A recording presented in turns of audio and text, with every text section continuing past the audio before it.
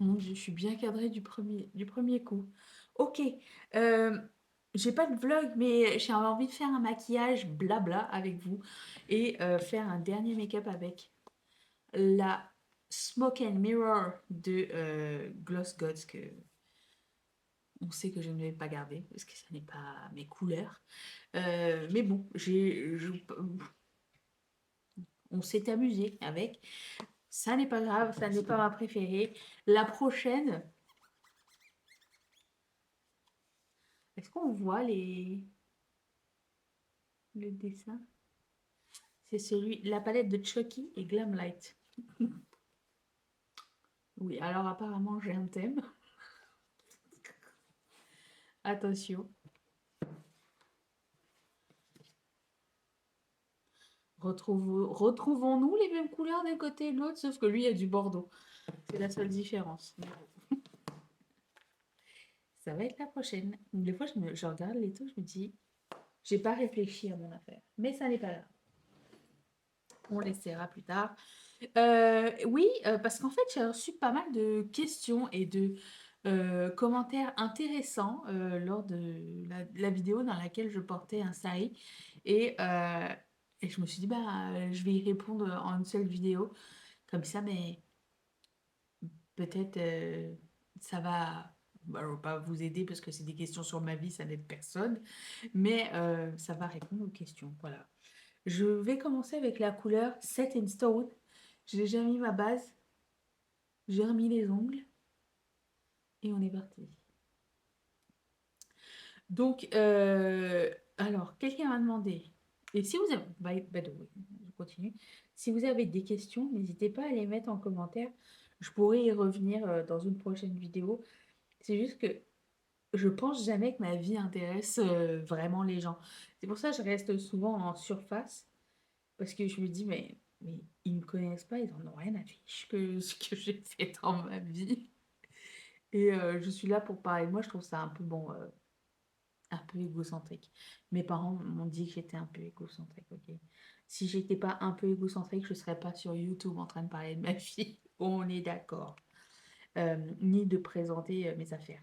Euh, mais bon, on va dire qu'il y a des niveaux. Des fois, je doute. Des fois, je me dis, mais les gens sont pas là pour ça. Je me demande pourquoi les gens sont là. Je ne sais pas pourquoi vous êtes là. Dites-le moi. Euh, et donc, ben, je vais répondre aux questions, voilà, qu'on m'a posées. Et puis, c'est ça. Ok, la première question, le premier commentaire, c'est quelqu'un aurait aimé voir mes photos de mariage. Il me semble que c'est très vieux. J'avais partagé quelques clichés il y a très longtemps de ça, mais vraiment très longtemps. Ça fait combien de temps que je suis ici, là? 9, 10 ans? Je ne sais plus, par là. 11? Je ne me rappelle plus. Il me l'avait dit au début de l'année, YouTube, mais je ne me rappelle pas. Les chiffres et moi, on ne fait pas bon ménage. Euh, donc j'ai sûrement déjà parlé de tout ça, mais je réitère. Mes photos de mariage, j'en ai quelques-unes.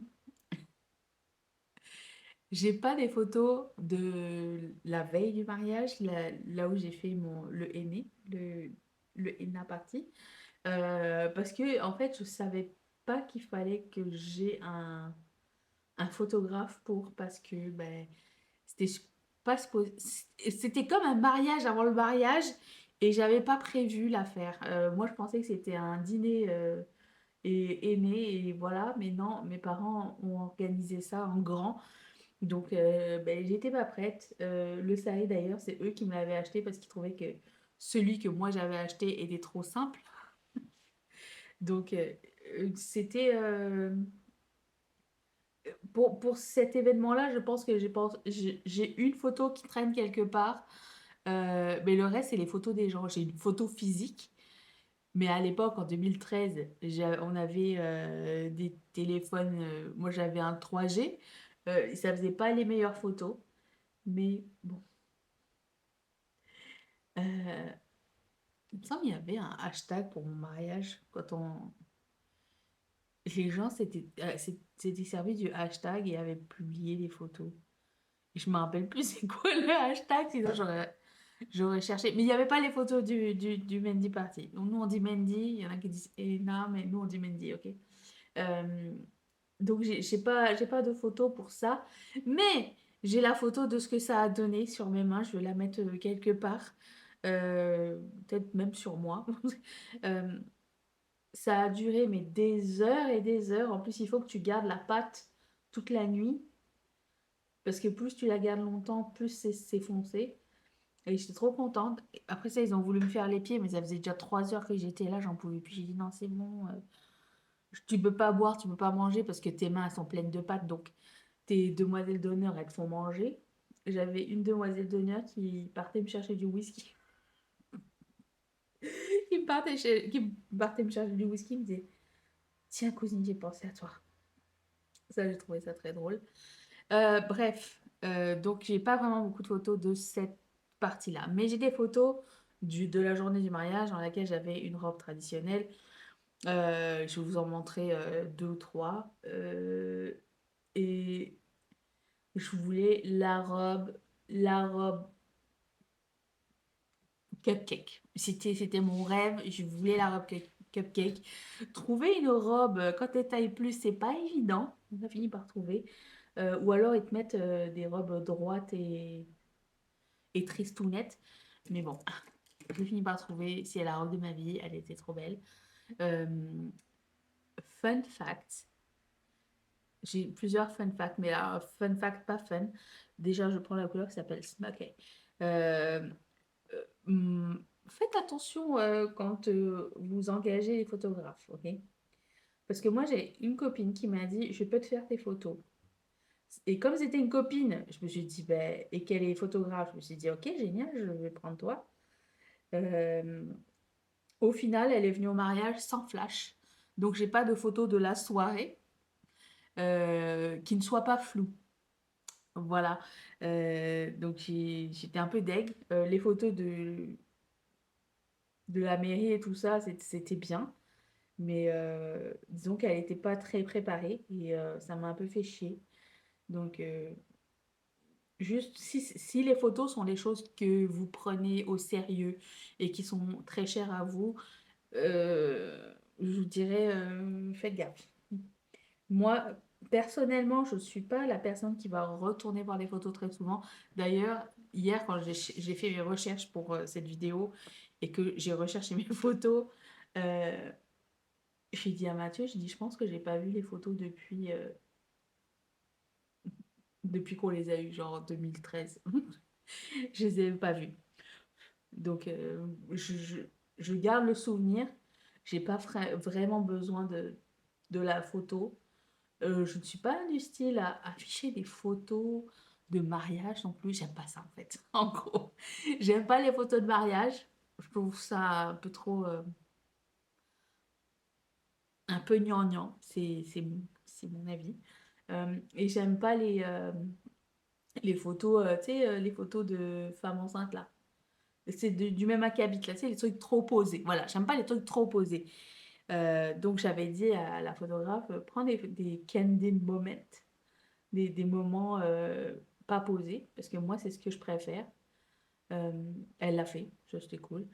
Mais oui, c'est sûr que quand tu fais un mariage, tu es obligé de prendre des poses, prendre des photos avec toute la famille, et nanani, nanana. Donc, sinon, on avait passé une super soirée. Je sais pas si parmi vous, les gens qui sont mariés, vous voyez encore les gens qui étaient à votre mariage. Nous, c'est mitigé. La moitié a disparu, enfin pas disparu, décédé, mais ne fait plus partie de notre vie. Parce que les aléas. Mais, euh, mais voilà. C'était pas, j'ai pas tellement aimé ça, organiser un mariage, je dois vous dire. En plus, j'avais dit à mes parents, je ne veux pas vous embêter, je vais organiser moi-même avec Mathieu parce que ben, on voulait pas mettre un fardeau euh, sur le dos de nos parents. Donc, on s'est dit on allait le faire nous-mêmes. Puis finalement, je l'ai fait moi-même. Mathieu n'a pas fait grand-chose parce que Ça l'intéressait pas. Et à l'époque, je travaillais 6 jours semaine, de 8 heures à 19 heures, 18 heures. Donc, c'était compliqué, faire des visites, les trucs, machin. Bref, c'était pas un moment top. On a fini par y arriver, de peine et de misère. Euh, mais à refaire, je pense qu'on se remarierait pas comme on l'a fait euh, cette fois-là. Mais bon, maintenant que c'est fait, c'était bien. Ce qui a eu le plus de succès, c'est qu'à la fin de la soirée, on a fait un bar à poutine. Ça, les gens étaient trop contents. Et le gâteau, c'était des mini cupcakes, dont on nous a chargé les frais de coupe. Alors qu'il n'y a pas de coupe à faire dessus. Mais bon, c'est le mariage, c'est le business qui va avec. Voilà. C'est le jeu, ma pauvre Lucette. Vous qui vous êtes mariée, si vous vous êtes mariée, comment ça a été? Est-ce que vous êtes toujours avec votre mari? Racontez-moi tout. Est-ce qu'on est d'accord sur certains trucs? Ou est-ce qu'on est complètement en désaccord? Je serais curieuse de savoir. J'ai beau prendre du taupe, ça donne gris de A à Z. Je ne sais pas, cette palette n'est pas la meilleure pour moi. C'est pas mes couleurs, quoi. Je vais faire un cut quiz avec ça. Donc, voilà pour ce qui est du mariage. Et by the way, autre fun fact, pas fun fact, euh, j'ai dû faire le changement. Mon coiffeur est incroyable. J'ai dû faire un changement de capillaire d'urgence parce que la coupe qu'on avait, pas la coupe, la coiffure qu'on devait faire à la base, avec laquelle on a fait les essais, n'était plus possible. Parce que j'avais fait tellement de pelades que ici, j'avais plus de cheveux. Donc il a fallu qu'on fasse un truc de côté, comme ça, pour camoufler la chose. Voilà, c'était peut-être le stress, sûrement. Pas le stress du mariage, je pense, peut-être. Une chance qu'il a pu il a pu se tourner comme ça, vite fait, pour faire autre chose au dernier moment, parce que ça aurait été pas très beau si on était avec le projet initial. Mais on est d'accord pour dire que les meilleurs moments passés pendant un mariage, c'est le avant et le après. Genre, les préparations, les invités qui arrivent, parce que j'avais pas mal d'invités qui venaient de France, que je suis mariée au Québec. Et il y en a qui dormaient chez moi, il y en a qui dormaient à côté de chez moi, chez mes parents. À l'époque, j'habitais 5 minutes de chez mes parents. Donc les soirées, tout ça, c'était cool. Vraiment, on s'amusait bien. C'est le meilleur moment des mariages, selon moi. Passons à autre chose. Quelqu'un m'a écrit, tu as l'art de dédramatiser la vie. J'ai répondu déjà à cette personne.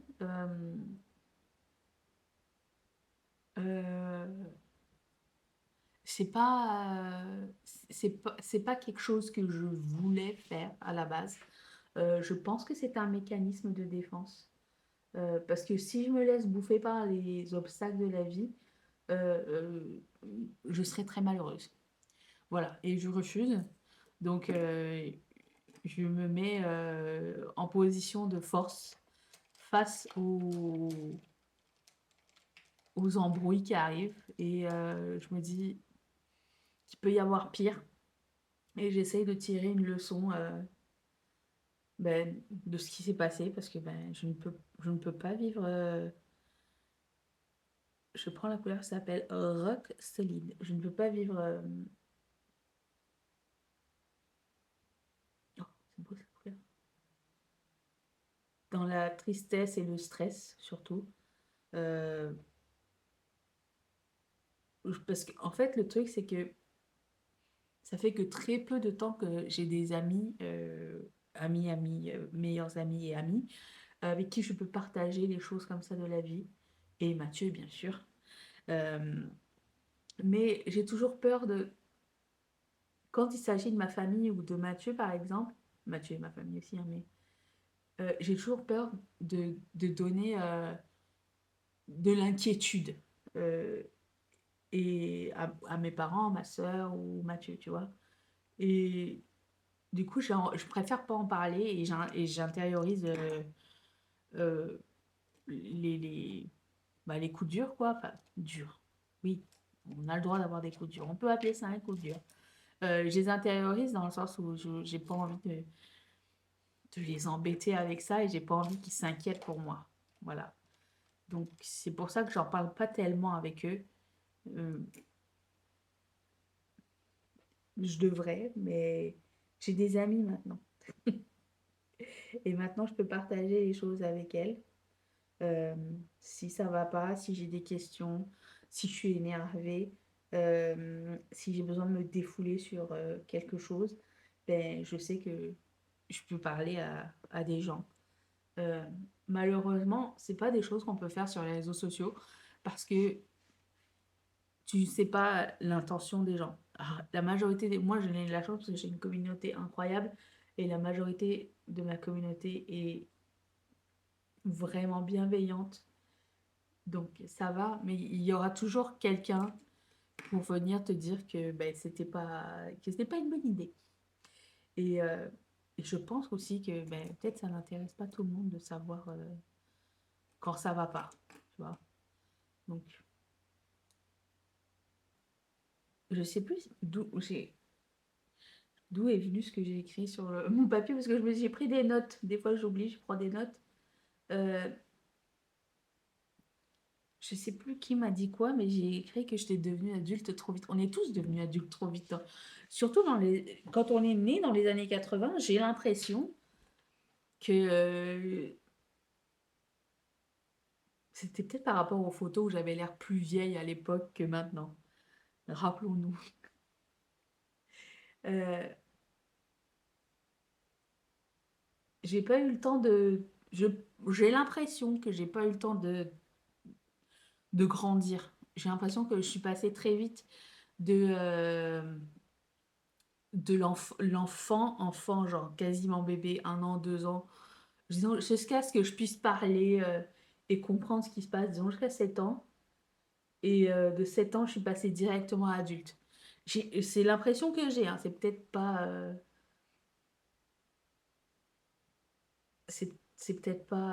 la vérité ou quoi, mais j'ai l'impression que j'ai pas eu le temps de vivre l'enfance et c'est maintenant que je le fais. Maintenant euh, que je suis adulte et que je gagne mon argent, je peux vivre mon enfance.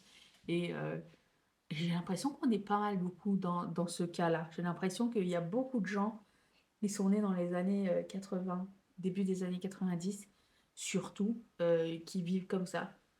Mais dites-moi si j'ai raison ou pas. Genre, j'avais pas tant de jouets. Quand j'avais des jouets, souvent c'était les gens qui me les offraient. Euh, et sinon, c'était des trucs. Alors, mes parents préféraient nous offrir tu sais, des chaînes stéréo, tu sais, des disques et des cassettes. C'est pas qu'ils nous offraient pas de cadeaux, loin de là. Mais ils préféraient quelque chose d'utile à la vie plus que quelque chose de ludique. Alors que maintenant, je me rends compte que jouer, c'est important. Les jeux, on en avait, hein, mais c'était des jeux de société, genre Monopoly, Trivial Poursuite, La Bonne Paye.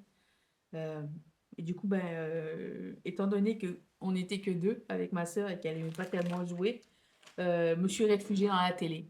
Voilà, donc j'ai grandi avec la télé. Ma sœur, je sais pas ce qu'elle faisait par contre, parce elle a jamais regardé la télé. À ce jour, c'est pas une fille de télé du tout. Moi, j'ai grandi avec. Tu pouvais me laisser là le matin et me récupérer là le soir, j'aurais pas bougé. Et j'ai eu d'autres commentaires qui me disaient, moi, j'aime bien connaître ton passé. D'accord. Et un autre commentaire qui m'a demandé, est-ce que tu peux nous raconter comment t'es arrivé ton histoire entre la France et le Canada? Je, je peux. Attends. J'ai l'impression que mon passé J'ai l'impression d'avoir vécu beaucoup de vie, déjà, premièrement. On a déménagé beaucoup en France, déjà. Euh, j'ai changé d'école tous les 2 ans. Euh, est-ce que ça a joué dans ma vie. Encore une fois, j'ai essayé de prendre avec le recul, j'essaye de prendre des leçons de ça et me dire que déjà, j'ai appris que j'avais peur du rejet. Et quand tu déménages tous les 2 ans, t'es la nouvelle de l'école, donc t'as pas le temps vraiment de connaître grand monde, hein, j'ai l'impression. Mais c'est aussi ces périodes-là que je me suis, quand j'étais à l'école, j'étais tout le temps au CDI, tout le temps à la bibliothèque, en train de lire des livres. Je lisais vraiment beaucoup quand j'étais plus jeune. Je pouvais finir un livre en quelques jours. Je retournais au CDI. La dame du CDI n'a jamais connu mon nom. Elle m'appelait Nadisha à chaque fois. Je ne sais pas pourquoi. Madame du CDI. Et c'est elle qui m'a fait connaître des livres et elle me donnait des bouquins qu'elle pensait qui allaient me plaire. Et c'est comme ça que je suis tombée amoureuse des bouquins. Euh, Sinon, eh, eh, est-ce qu'on peut se dire un truc? Il y a beaucoup de gens qui disent, oui, moi quand j'étais à l'école, je me faisais intimider, j'ai été bulliée, machin et tout. Est-ce, est-ce que on est d'accord, à moins que vous soyez très chanceux, que tout le monde est passé par là? Il y a pas, je connais pas une seule personne qui a vécu une adolescence ou une enfance incroyable à l'école. Il y a toujours quelqu'un qui venait se foutre de ta gueule pour quelque chose, un oui, un non. Euh, on a tous vécu ça. Ça n'est pas une excuse pour des comportements euh, euh, genre. Ce que je vois dans la télé-réalité, les gens ils disent tout le temps ça. Quand j'étais petit, on m'a intimidé. Et ils se servent de ce prétexte pour dire c'est pour ça que je trompe ma femme, c'est pour ça que j'ai jamais pu faire confiance. Oui, je comprends, mais à un moment donné, si tu sais que c'est ça le problème, ça, t'as plus le droit que ce soit une excuse. Vous n'êtes pas d'accord? On a tous eu des emmerdes quand on était ado. Je connais pas une seule personne qui a eu une adolescence incroyable. Si vous en connaissez, dites-le moi. Et si vous en faites partie, racontez-nous comment c'était parce que j'aimerais bien savoir. Je crois pas. On peut faire un blocage sur des choses. Moi, je fais des blocages sur beaucoup de choses, d'ailleurs. Des fois, je parle avec ma sœur. On a vécu une situation. Par contre, on se raconte des choses des fois. J'ai complètement bloqué le truc. Et elle a vécu un trauma de cette même affaire. J'ai l'impression que moi, c'est entre le fait de dédramatiser et de me souvenir des traumas, mon corps a dit non, on verra plus tard. Peut-être un jour ça va débloquer. Il y a des situations qu'on n'a vraiment pas vécues de la même façon. Mais bon, bref. Oui, donc j'ai déménagé tous les 2 ans. Puis arrivé à la troisième, j'étais pas la meilleure élève, j'étais pas la pire élève. Je pense que j'avais aucun intérêt. J'avais beaucoup de facultés. Je, je suis pas bête, je pense pas que je sois bête. Euh, j'ai du potentiel, disons, mais j'ai jamais fait l'effort à l'école. Voilà. Donc, arrivé en troisième, je passe mon brevet et là, on me dit, tu peux juste prendre un CAP? Un CAP. C'était ma seule option. Je n'avais pas d'autres options pour le futur. Et comme mes parents, dans le passé, avaient fait les papiers pour habiter au Canada, par hasard, dans les années 80, c'était plus apparemment, c'était plus facile que maintenant. Ils avaient déjà fait les papiers, on avait déjà les visas. Ben, j'ai dit à mes parents, j'ai dit, puisque il n'y a pas de débouché pour moi ici, est-ce que ça vous dérangerait que je parte? Il n'y avait rien qui me retenait, à part mes parents et ma sœur. Encore là, j'étais en crise d'adolescence, donc même là, ma relation avec mes parents, c'était pas genre, oui, ça allait me manquer, mais un jour sur deux, on n'était pas genre, c'était pas top, quoi. Et mes grands-parents habitaient déjà ici depuis de nombreuses années. Donc, on a fait le nécessaire, enfin, mon père a fait le nécessaire pour que je puisse venir habiter au Canada après ma troisième, chez mes grands-parents pendant. Bah, j'ai habité là pendant combien de temps? 2 ans et demi. J'ai changé encore d'école. Changer encore d'école. Ouais. Et ils m'ont dit, ok, d'accord, si c'est ce que tu veux faire, on t'envoie. Ils voyaient bien que j'étais pas heureuse, pas 100% heureuse en France de toute façon. Et, euh, et donc, ben, après avoir fait les papiers, il a été voir les écoles et tout ça sur place. Il m'a dit, ok, après la troisième, on t'envoie. Je suis partie. Je pense que le plus difficile, ça a été de me séparer de ma sœur. Je pense que je sais. Puis elle m'a rejoint 6 mois plus tard. Je sais pas si c'est ce qu'elle voulait faire, mais écoute, elle m'a rejoint 6 mois plus tard et mes parents m'ont rejoint 2 ans après. Ils venaient nous voir, bien sûr, pour les vacances ou des trucs comme ça. Donc, c'était pas, on n'était pas orphelins. Et puis, bah, c'est ça. Depuis, bah, je suis restée au Canada, au Québec. Et puis, quand mes parents sont arrivés, on a déménagé euh, à Montréal, qui était plus central, encore changé d'école après 2 ans. Euh, j'avais pas d'amis d'enfance, j'avais pas de meilleure amie. J'avais peut-être deux, trois correspondants par courrier à l'époque parce que bah, il n'y avait pas Internet. Enfin, Internet, ça arrivait tranquillement, quoi, tu vois. Il n'y avait pas.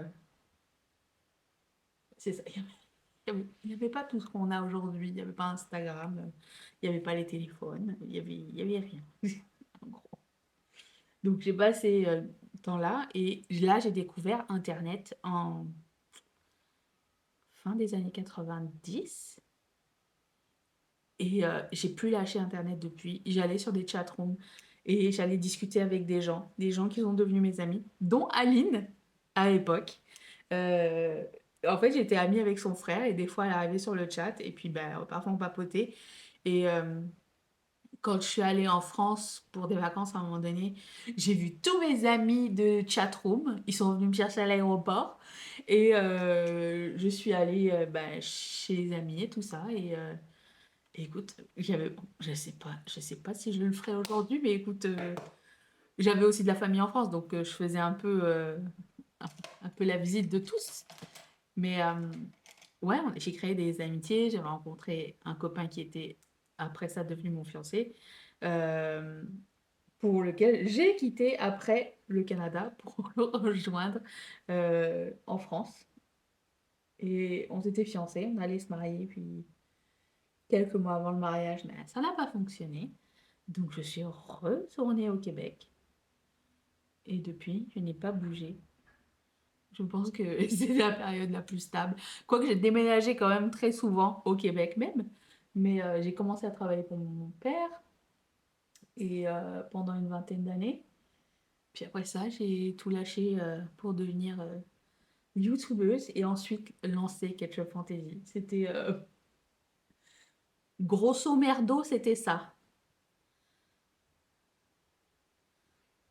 Je sais pas si c'était intéressant ma vie, mais j'ai vécu tellement de choses. J'aurais tellement d'histoires à raconter. Bah, à personne du coup, parce que j'ai pas de descendance, mais euh, bref. Euh, ah oui, je voulais parler d'un truc d'ailleurs. Euh, C'était Marie-Charlotte qui avait commenté sous une vidéo que que c'est. Qu'est-ce qu'elle m'a dit? Elle m'a dit, moi, je voudrais brûler mes photos de mes 15 ans. C'est ça que t'avais dit, Marie-Charlotte? Non, plus. Et à l'époque, je prenais pas beaucoup de photos parce que ben, j'étais pas à 100% en confiance, hein, on est d'accord? Euh, J'étais pas en confiance de moi-même, physiquement, parce que ben, je rappelle, hein, j'ai toujours été grosse, donc ça vient avec les aléas de la vie. Euh, et puis, et à l'époque, ouais, je voulais pas me faire prendre en photo. Donc, j'ai pas vraiment beaucoup de photos de moi. Passées entre, je dirais, entre 7 ans et 15 ans, j'ai presque pas de photos de moi. Parce que je voulais pas. Et, et aujourd'hui, je regarde les photos, puis je me dis, ah là là, il y aura plus personne pour se rappeler de mon histoire si j'ai pas mes photos. Alors certes, on s'en fout, hein, je veux pas que quelqu'un je n'ai pas de comment dire? Comment dire? Legacy. J'ai rien à j'ai pas d'héritage à donner à quelqu'un, moral, ou physique. Je suis, lambda, donc mais je me dis quand même, même si par exemple je vieillis et que je vais essayer de me rappeler d'un moment, ben sans ces photos-là, je me rappellerai pas. Je sais pas. C'est aussi une des raisons. D'ailleurs, quand je parle avec mes parents, parce que je parle souvent au téléphone avec mon père et on rigole avec mes copines parce que je me dis, mais pourquoi il me raconte des histoires de gens, j'étais même pas née, et il me raconte toujours les mêmes histoires. Quand on se voit, il me raconte les mêmes histoires. Euh, et moi, j'ai tendance à faire pareil. Et Mathieu, il me dit, mais tu te moques de ce que ton père a dit. Je me moque pas de lui. Je me moque de la fréquence avec laquelle il raconte les choses, euh, trop souvent, de la même affaire. Il me dit, mais toi, tu fais pareil quand tu vois tes amis, quand tu vois de nouvelles personnes, tout ça, tu racontes tout le temps les mêmes choses. Je lui dis, ouais, mais d'un autre côté, c'est pour pas effacer mon passé parce que si je le répète pas, j'ai pas de photos pour me rappeler. Et si je le répète pas, mais je vais oublier. Et j'ai pas envie d'oublier. J'ai vécu des choses incroyables, j'ai vécu des choses tristes, j'ai vécu des choses étonnantes. Euh, je pense que le passé est un passé. Euh, c'est ce qui m'a construit en fait. Donc voilà. Et je veux juste pas moi-même oublier. Et si un jour, je sais pas, je disparais, ben je sais pas. Si je disparais, tu disparais avec moi, sauf mes photos. Voilà, c'est tout. C'est tout ce qui va rester. Et YouTube, peut-être, à moins que ça disparaisse aussi. Il va rester mes vlogs que j'ai jamais re-regardés. Je re-regarde jamais mes choses. Je suis pas, j'y arrive pas. Je préfère me souvenir. Sauf si un jour je cherche un truc bien particulier, oui. Mais encore là, je pense que j'aurais même pas la patience. Mais non, je sais qu'il y en a qui font YouTube pour garder les souvenirs de leur vie. Mais moi, je le fais pour partager ce que j'ai vécu sur le moment M, mais pas sur le moment M ou le moment T. Parce que j'ai jamais compris pourquoi c'était un T, le moment. Mais bon, T comme le temps, je sais pas. Euh,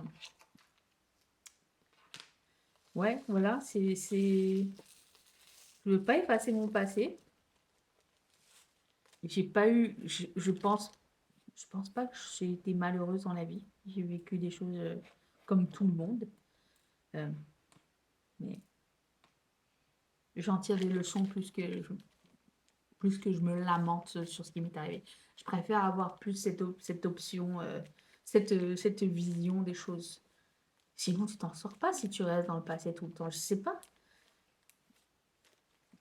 Non, je suis pas d'accord avec ce principe. Voilà, cette vidéo est terminée. On s'est un peu maquillé ensemble, j'ai presque fini. J'espère que c'était pas trop long. J'imagine que c'était super long. Mon Dieu, je regarde le temps. Euh, si vous avez tenu jusqu'au bout, merci beaucoup. Si vous avez d'autres questions, n'hésitez pas, ça va me faire super plaisir. Ne me demandez pas comment on fait pour venir au Québec, c'est pas moi qui ai fait les démarches. J'ai déjà reçu cette question dans les commentaires, enfin en DM, je ne sais pas. C'est pas moi qui l'ai fait.